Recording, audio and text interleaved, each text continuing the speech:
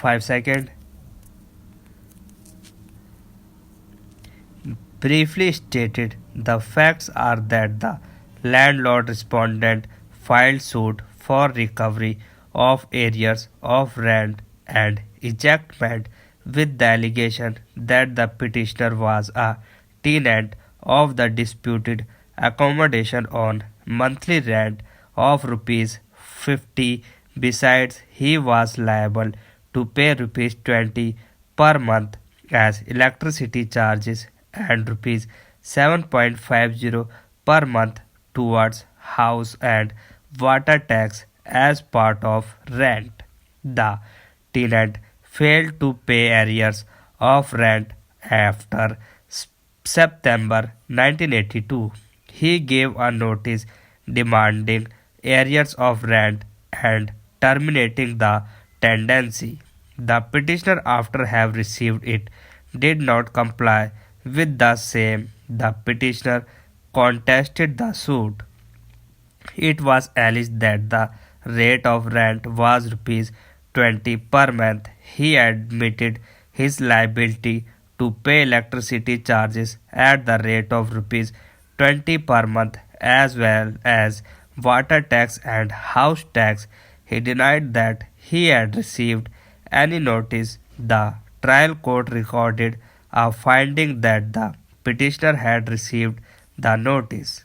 The rate of rent was rupees 50 per month and in addition to it rupees 20 per month as electricity charges and rupees 7.50 per month towards house and water tax as part of the rent. This finding has been affirmed by the revisional court. The petitioner had also claimed the benefit of provision of Section 20 of the Act. The core question is whether the petitioner is liable to deposit electricity charges as well to get the benefit of the provisions of subsection 4 of Section 20 of the Act. There was no written agreement between the parties to show that rupees 20 per month was being charged towards electricity charges as part of the rent.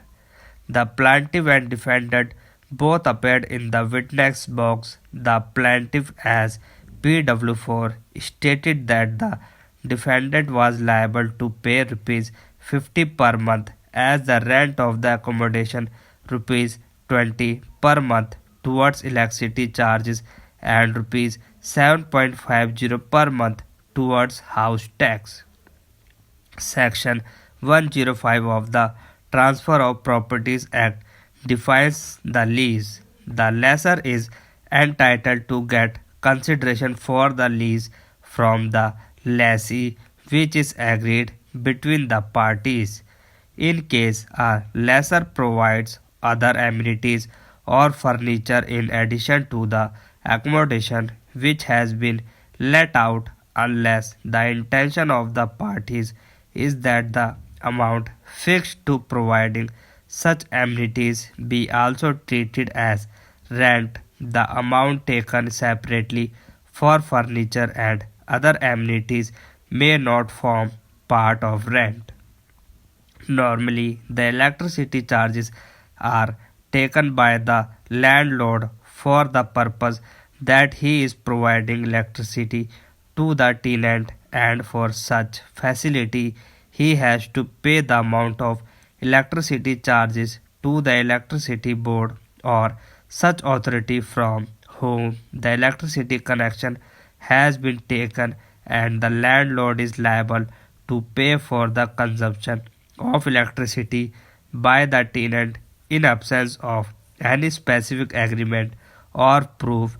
In this respect, it cannot always be termed that the amount of electricity charges from part of the rent.